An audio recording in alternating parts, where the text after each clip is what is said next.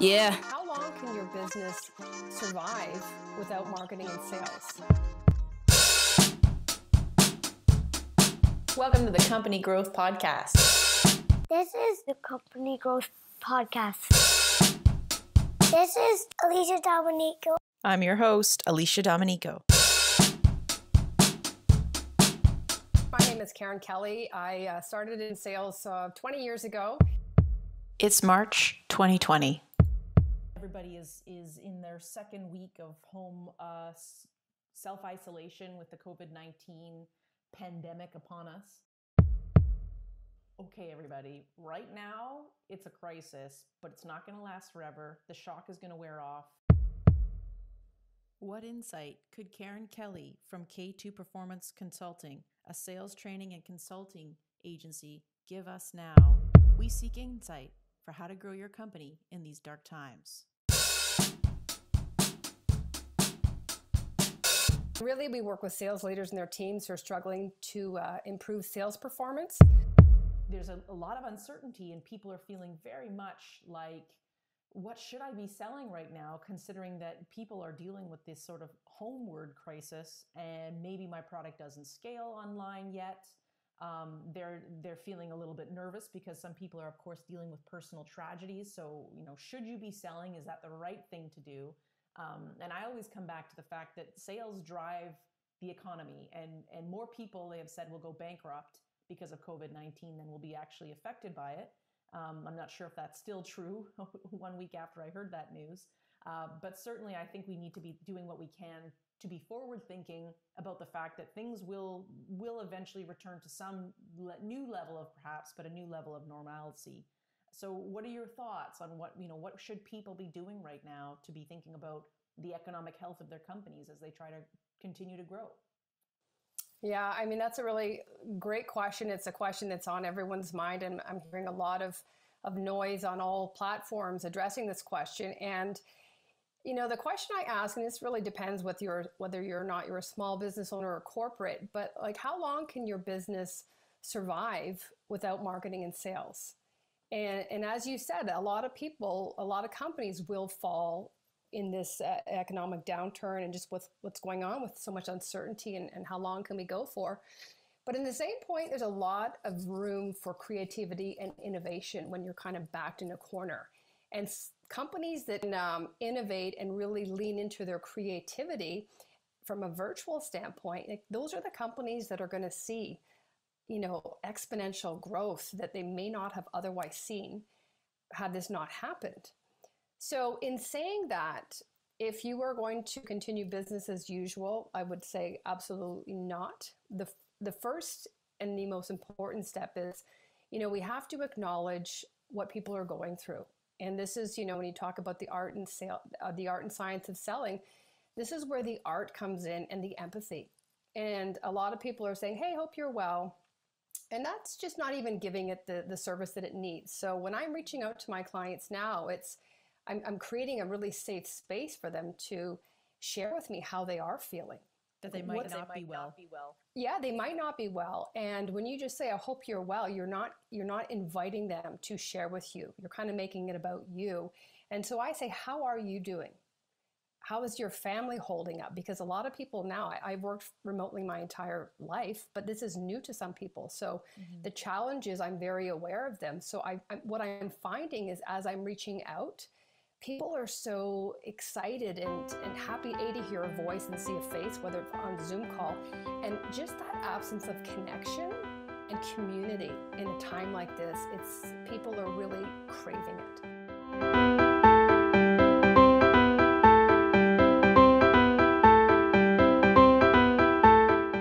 I feel that, if you have a product or service that you cannot sell right now, and if you're in, the tourism or travel industry, just a simple, hi, how are you doing? Whether it's a call or genuinely asking, saying, no need to respond if you don't like, I'm just thinking about you. And there's empathy, but there's genuine empathy, where you actually care. And I can detect the plastic empathy when people are just still a spamming email. And I just feel that people that aren't handling themselves correctly now, it's going to really hurt them and their business later, because that's what you're going to be remembered, for, is how you handled yourself now when people, like, I'm watching the death rates and they're going up. So we don't know if someone's lost a loved one through this. Mm-hmm. And to receive a cold call or an email at this critical time, like it doesn't leave a good taste in your mouth. 100% agree with you. And a lot of the things that we have been doing for our company and with our clients has been, refreshing the message and changing things. But I think it's also important on a one-to-one email that you're sending. And I think that the key takeaway there is like what you always preach and practice, is to lead with empathy is particularly more important right now. And those greetings, asking a question or phrasing it in a different way than "hope you're well." I mean, you would probably always start an email with "hope you're well." Most people do that sort of, most reps would be doing that. But right now, just changing the language around that to be like, how are you and your family holding up in self-isolation? Just showing that you crafted this with an acknowledgement of what they might be going through right now, and rephrasing the question so it's not that stock standard "hope you're well" or "how are," like, that it's something different, I think could go a long way. Let's talk about that connection piece that you also brought up. I think that's so important. And one of the things that I've been advising people to do is to make the phone calls right now. I think it's critical to be on the phone. And, we always say in sales, just checking in is not usually valuable. It's usually about you and trying to see how your deal is progressing. So it should be just checking in, though, right now could be very meaningful to see how they are coping and to give them some of that human connection and rapport building phone calls, just for the sake of keeping the relationship, could be the most meaningful thing that you could do right now. Mm-hmm. Yeah, absolutely. I mean, I know there's different sides of the fence with regards to picking up the phone, regardless if we're in a pandemic or not. And I would be of the team phone calling. Yeah. But now I would absolutely agree. And the irony is, people are picking up their phones and they're answering it. And it just shows where we're at and where that pendulum has swung to the complete other side. And you can just, you can feel the sincerity when it's coming across through their voice. I would add, if you can get video on there, I would do that, because that's where you have the eye contact. If you talk about connection, that's where you have the eye contact, the body language, and the active listening. And it's just what they're saying, great, but it's what they're not saying. And I feel on video, it allows you to pick up on those cues, and that's where really drawing that empathy and that understanding and trust that, I get this, we're all in this together. And I feel that when you can turn on that video, and a lot of people don't like it, you just get a completely different type of conversation, and it elevates it to a level that it would have been a face-to-face equivalent, had we not been in isolation. And let's actually let's drill down on that. I'm a big fan of video. I'm a big fan of recorded videos and using our Vidyard and HubSpot free integration and sending people video messages right now about everything. No matter what they're a customer, whatever stage they are of the buyer's journey, I'm sending videos all day long right now using that Vidyard extension. But there's also this piece of using FaceTime or something like that to actually make your calls.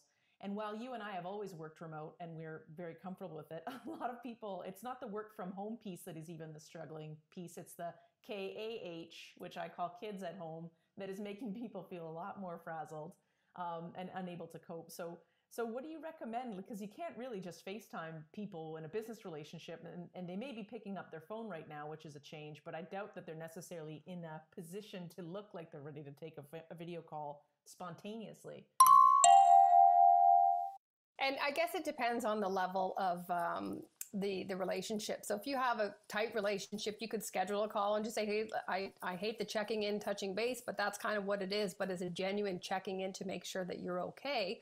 So if you know them really well, you could schedule a call. Mm-hmm. If you don't, you could just pick up the phone and say, and even if they don't answer, you can leave a nice voicemail, because it still has your tone. Yeah. And the language you're using is going to come across as I'm genuinely caring.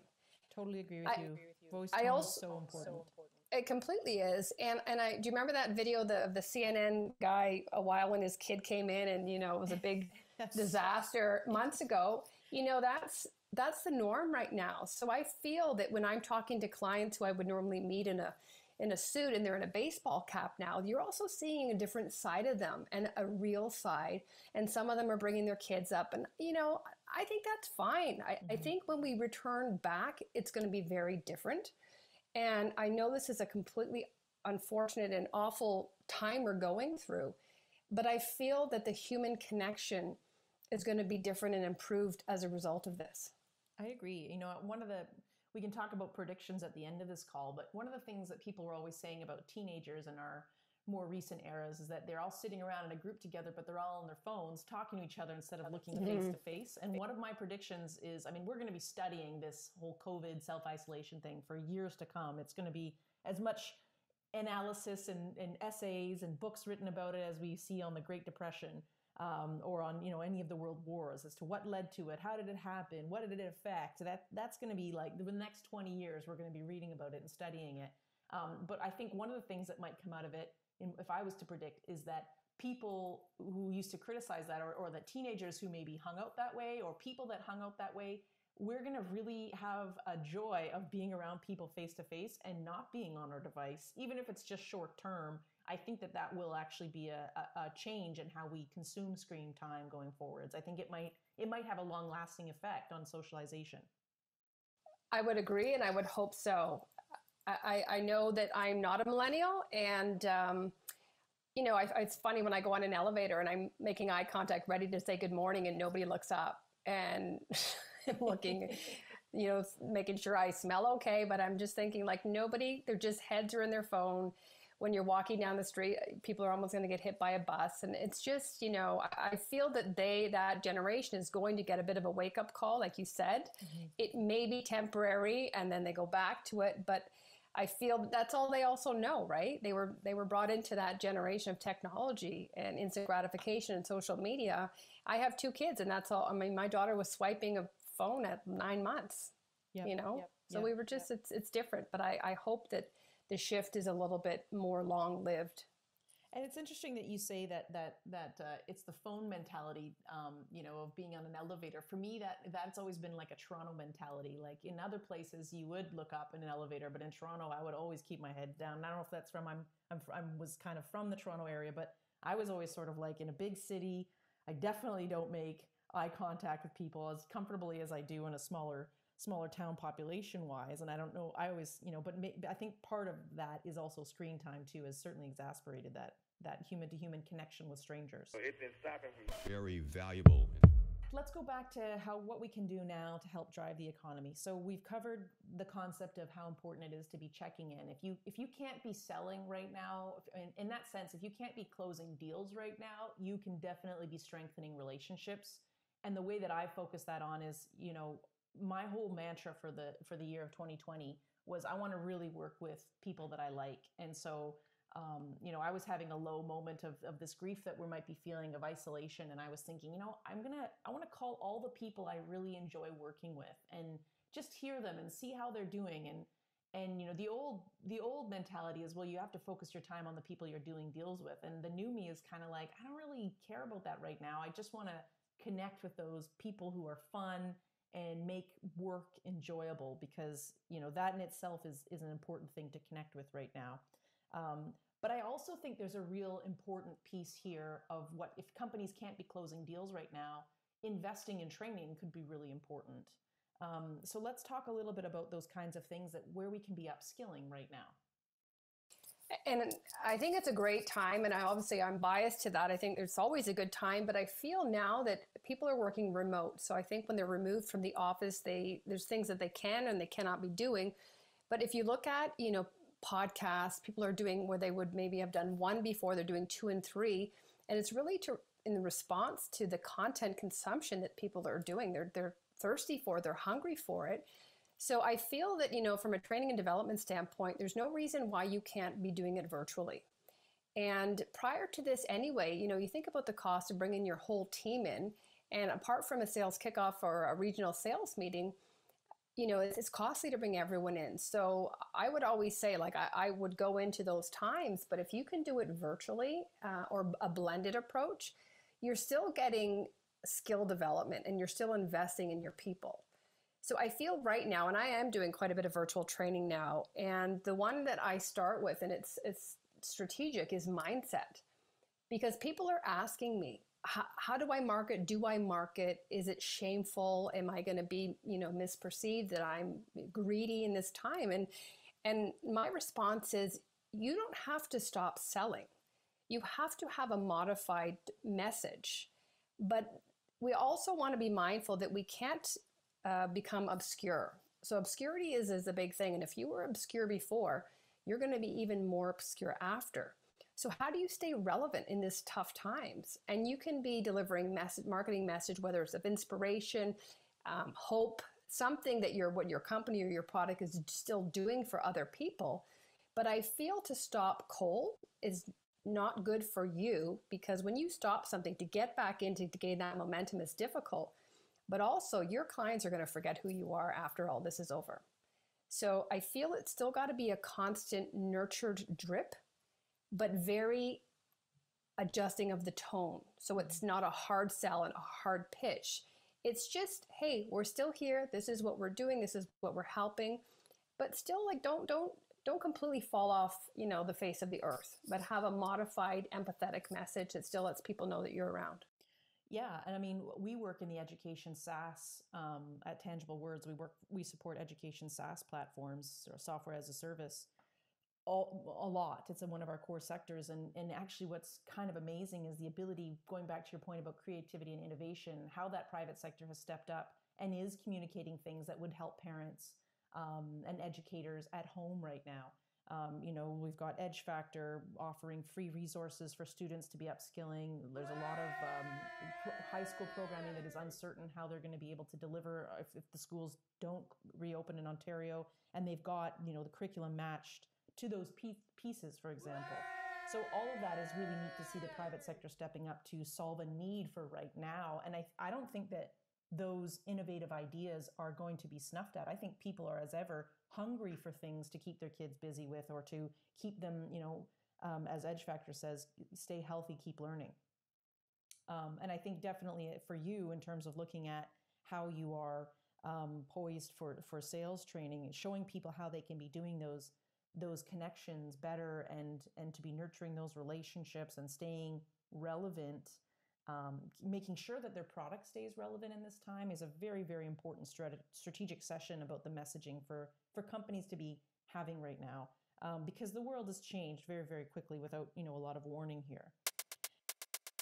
Give us some ideas about, top tips of things besides empathy and connection. I know you talk about polarizing, you talk about messaging, you talk about, question asking and all of that sort of stuff. What else are you sort of recommending at this time beyond the things we've already covered? Well, I'm happy to share that. I also wanted to share just in terms of grants, because a lot of companies now are feeling the pinch of obviously lost revenue, and it's going to impact things. And a lot of, time sales training, unfortunately, falls off that list. So a lot of my clients are taking advantage of the Canadian Ontario Job Grant. And that does cover, depending on the number of employees, up to 80% of training costs. Yeah. So it's good, because yeah, I feel that, when things do go back to normal, the reps are going to need that development. Just as you said, to make sure like our product is still relevant. How are we going to go back into the market? Did we completely exit that we have to now have a marketing and sales strategy to get back in? Even your ideal customer profile. This is a dynamic document, because it's always changing. But even 3 weeks ago, you may have to do another one now, because maybe you only targeted customers in Canada. Now you have global reach. So, your messaging, your communication is all changed as a result of what's happening. And I think that even if this weren't happening, you still need to evaluate what's happening in the industry. Are you still relevant? Is your messaging still relevant? And, just look around you. I think sales is an iterative sport. And when I talk to people and they say, we're using a single methodology, or we're just very single lane, right away my impression is, that might have worked 20 years ago. But now with social media and the buyers coming in at 80% of the way down the process, you've got to be trying different things, right? You have to just say, it's always, hit and miss A/B split testing, what's working, even in a campaign. This message worked up until now, it's no longer working. Okay, we need to stay more relevant. What are customers saying about us? What are some success stories that we can capture that language, put it back in, and then, send it out to your prospects to see like what is breaking through the noise. And I think that's the biggest thing is everyone is blending into the same color. We're all looking and sounding the same, and especially on social media now because everyone's gone, they're working remote and they're online. And it's just critical to really stand out. And it's difficult to do. And, I would say, if you're getting your face and your message from a video standpoint, that's definitely going to help because you can connect with people and they can kind of hear, as we talked about before, the tone in your voice.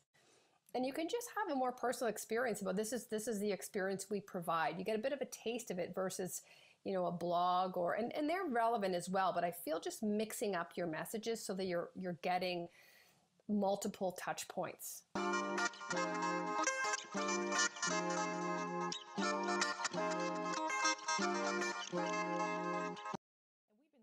a long time in digital marketing. It's not enough just to run a newsletter, right? You've got to be in all of the places online where they might be, where your customers and prospects might be, and you've got to have an offering for them in every channel that's relevant to that channel. So blogs, emails, social media, depending on the channel of social media, social selling, all of that stuff is probably now more than ever relevant. But you should be having strategic sales messaging and innovative sales planning and marketing communications conversations almost on a daily or week to week at least level right now to make sure that you're staying current because things are changing and so it's day to day for everybody. I think the number of times people have said to me it's day to day right now and you're constantly shifting. I think that we need to be communicating with our own teams and sharpening the sword on a much more frequent basis. It used to be quarterly meetings for this sort of thing, and now it's day by day. Yeah, and I think moving forward, it's going to be more frequent, probably not day by day, but what you want to do is you want to prevent it from actually hitting the floor, right? So you want to keep the balls in the air, and as you see them getting a little bit lower, then you check in and you tweak before they hit the ground. So it might not be quarterly, but it's not going to be daily as well. But I think creating that pattern and that behavior is going to train people to go, okay, we got to reevaluate, we got to check in, we got to monitor what's working, what's not, and pivot. Yep. And I work in the world of tracking that stuff. That's why we are HubSpot partners, and we work with these technologies. And HubSpot is being a great leader right now, as well as some of the other technologies that I'll cover. But I think they're being a great leader by making sure that a lot of their technology is more affordable. Because if anything, people need to be tracking, and there's been some resistance. Still some companies are not doing it yet. They're not on HubSpot. They're not on any of their similar kind of Frankenspot technologies that try to, you try to stack up all these other technologies to try to do the same thing that HubSpot does.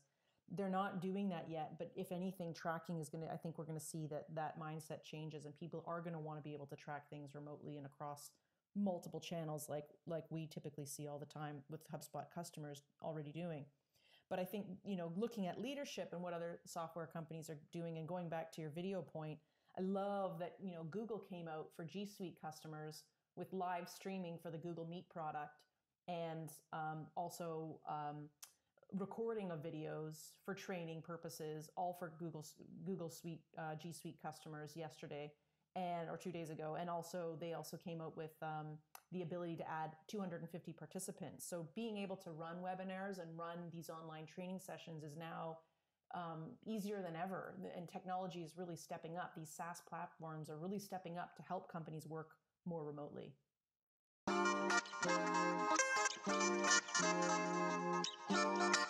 I remember when I became certified as a virtual trainer a few years ago, I went in with a bit of skepticism thinking nothing's going to be the same as in person.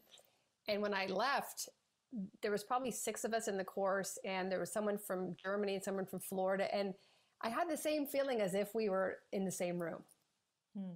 So the level of engagement, if done correctly, and I actually have a module on this, because when it's done incorrectly, you feel people are distracted. So you're already competing with their time, that their notifications are turned off. And if you're not engaging and connecting and adding value, that phone's coming out and they're going to be surfing or checking, LinkedIn or whatever. So I feel that, when you can create genuine, tailored engagement, it's the same as face-to-face. I'm part of a group that for the last couple of years, we often will have courses, and we meet weekly for these courses. And it's a Zoom link where we have, Zoom has been great for this because everybody's webcam is on. We are all engaging. And then we go into breakout rooms, which I think is so important for creating that smaller group setting or creating that kind of rapport that needs to happen in a virtual setting. So I really am a big fan of Zoom's breakout sessions in order to, because that's where the relationships form that you would get sitting beside someone in a room, where you can really talk candidly and just get to know the other person better. And that really strengthens the experience of the virtual training as well. Yep, completely agree. But those training sessions have been transformational for my company.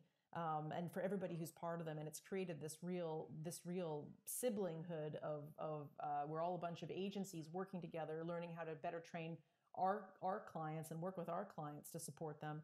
And we lean on each other, and we're all leaning on each other right now. So it's a relationship that lasts via Slack, with another software that we use to keep in touch afterwards. It's a relationship that lasts well past those trainings too. So I believe that there's a real opportunity to build community through online training. No matter what the group is, if it's within a company or across multiple companies. Yeah, absolutely. And it's funny because I had a Zoom call personally on Friday night with a few girlfriends, and only when I saw them all did I realize how disconnected I was. Mm-hmm. So sometimes you don't feel you are until you see them, and it's almost too late, and you realize, oh my gosh, it's been that long. And you're just, if you're staying at home with kids, you're just pulled, but you still need to look after yourself and fuel your own vessel. And I just, on that call, I was like, yeah, I waited a little too long for this, and I'm in need of it. Yeah. And I think that, that's the, people are talking about, who do you take care of? Well, I think you should be taking care of right now. You have to take care of your prospects still. That need has not gone away. And we've talked a lot about relationship building for company growth. Well, you have to take care of your customers 100%. You've got to be finding ways to help them hang on to their lines of business right now.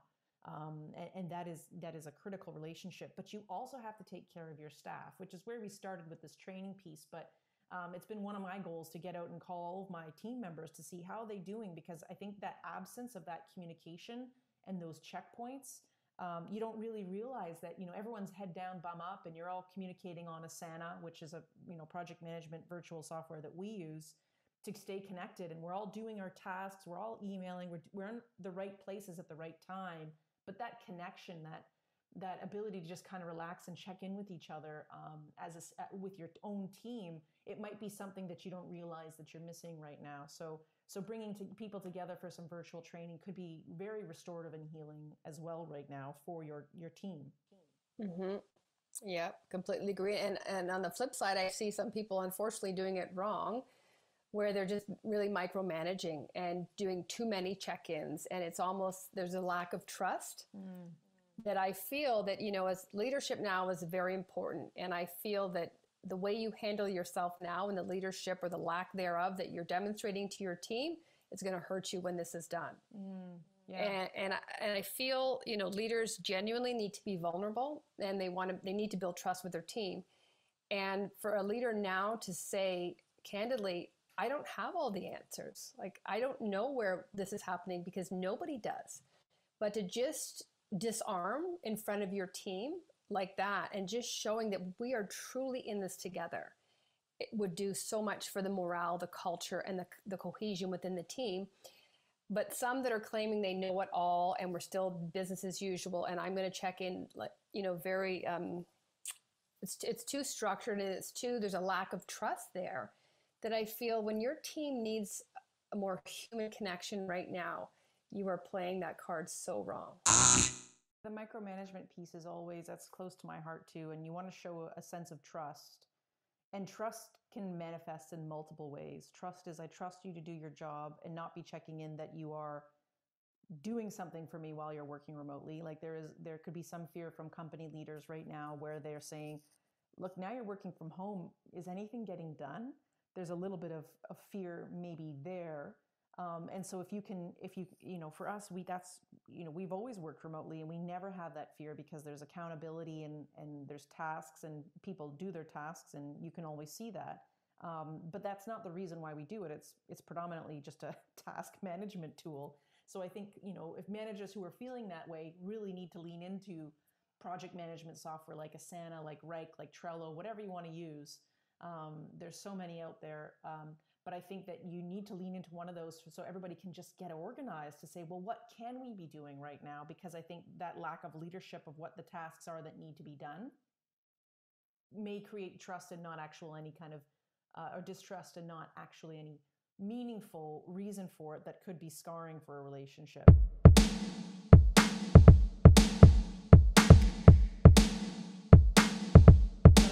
It's important to be vulnerable, like you said, to create trust, which is a second way that trust can manifest. And when you're leaning into your team for ideas, that's something that I find myself doing as a company leader right now. I'm saying, look, I want to help this client. I want to do more. I want to help them hang on to the things that business as usual doesn't work. So what can we be doing? And I'm leaning into my team for ideas for that creativity and innovation so that we can sharpen our sword for our clients and just be ready to flex and able to help. And it's amazing how, the ideas that come out of a process like that too. So again, we're using Asana to have those conversations and to brainstorm what new strategic options and tactics we can employ for our customers to take back to them as a group. And that's another great way that company leaders can actually foster trust to show, hey, I need you, I value your ideas, which is the better way to create deep-rooted trust, I think. Do you agree with all of that?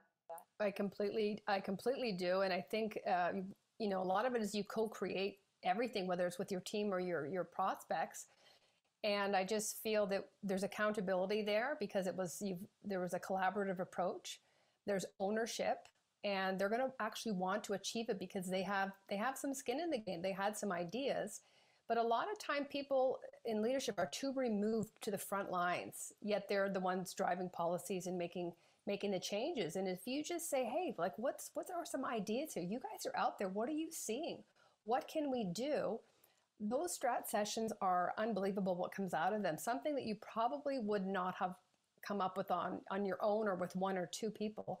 And I just think what a better way to build trust and to really drive inclusivity and community at a time like this. Always it's good, but more so now. People, when they're working remote and they're kind of isolated, a lot of creativity can come up from that.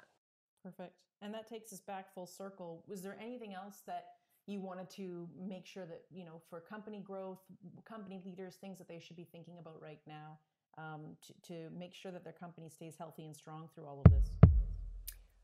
I would just say really look after your people. Make sure that you are leading with genuine empathy. You're looking out for them. And because I feel like as a manager or as a leader, anything that you're modeling, you're hoping that your team will adopt as well. So if you can model a truly empathetic, disarming, vulnerable persona, that in turn is what your reps will do to their clients. And that downstream trickle effect is what creates and nurtures relationships well beyond what we're going through now. So basically model the behavior you are seeking from your team. And hopefully, you'll see the results that you like, that you want when all this is over. There you have it. It's more, we've always talked about sales as being very important in 2019, starting from 2018. It's all about a human to human connection. And right now, more so than ever, your sales process is driven, your company growth is driven by human to human connections. And that is the most important thing to hang on to right now. Karen, thanks so much for being on the show. I know you're running your own podcast right now. Tell us a little bit about that and where people can tune into it. Okay, great. Well, first of all, it's a pleasure to be on this show. And I know it's a very tough time for everybody. So hang in there and stay healthy and stay safe. We haven't launched it yet. We'll be launching it in a few weeks, but it's called the Sales Game Changer Podcast. And it's really for B2B executives I'll be interviewing them on a weekly basis so that they can share some of the tools, technology development process that they've implemented. And as a result, have produced game-changing results for them, their team, or their organization. So I feel on podcasts, people are always looking for what tips, what actionable items can I implement immediately? They're going to drive some results. And I feel it's important to share because there's so many so much overlap and opportunities to share and implement and see similar results that we just need to get the right people on the show and the right audience. So it's B2B focused, but there'll be some SMBs and some entrepreneurs as well. Perfect. Okay. And in our follow-up blog on this, on the tangiblewords.com/blog, if you look at company growth, we're going to do a blog that accompanies this show, and we'll make sure that you have a link in the name so that you can search for that on Spotify, or where are you releasing it, Karen? It's going to be on all the platforms. So Spotify, your podcast. Yeah. Perfect. All right. We'll leave it up to that. And thanks so much, Karen. Really a pleasure to have you.